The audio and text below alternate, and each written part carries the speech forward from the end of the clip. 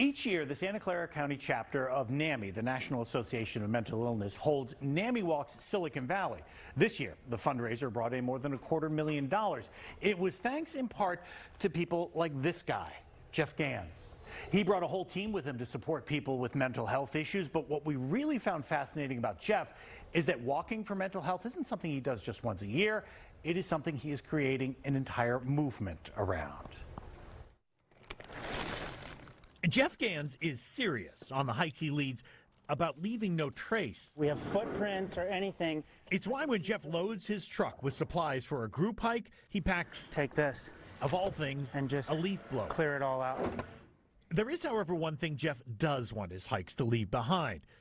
That would be a sense of well-being for his fellow hikers who struggle with anxiety and depression, just like Jeff's discovered he did early in life. I knew it, and I knew it from a young age. It was something, however, Jeff never talked about with anyone, not family, not friends, not coworkers during his decade-long career in the restaurant business, a career that Jeff loved. Until I didn't, because being around booze and alcohol that often is not that great if you struggle with anxiety and depression.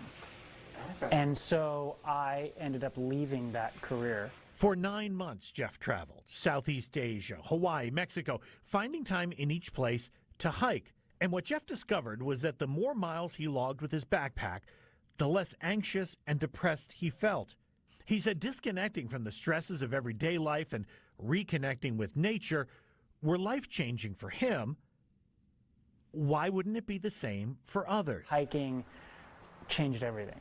And I was like, man, how can I bottle up the way this makes me feel and distribute it to everybody? What's up? High five. So that, 9 years ago, is what Jeff set out to do. Oh, let's go. He organized his first group hike designed specifically for people who struggle with mental health issues. Like the first hike was like, okay, maybe like 3 people. The second hike was 15 people. The third hike was 35 people, and we got in trouble with the parks because we had too many people on the trails. And we were like, okay, this is incredible. Clearly, we're doing something here that is meaningful, and people gravitate towards it. Jeff's No Worries Amigo Hiking Club has done nothing but continue to grow since then. He's now leading more than 30 group hikes a year, and his email list has grown to more than 10,000 names. So I personally have always struggled with anxiety and depression. Jeff starts each hike with a brief recap of his story and a sharing of other resources. But other than that, it's just a normal hike. Jeff says he doesn't have to do much more.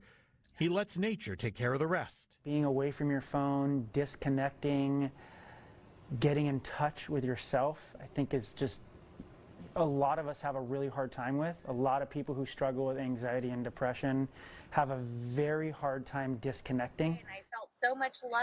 Yeah.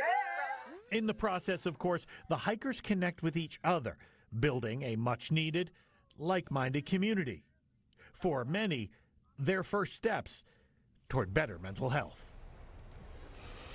And it is such a, I mean, in a good way, a low bar of entry. You know, for a lot of people dealing with mental health issues, it can be a lot to go see a physician or go see a therapist. But, you know, you just go for a hike, you're around people who feel the same way as you, and you connect that way. And as I said, Jeff shares resources like NAMI and what they can do to kind of get the ball rolling and get people the help they need.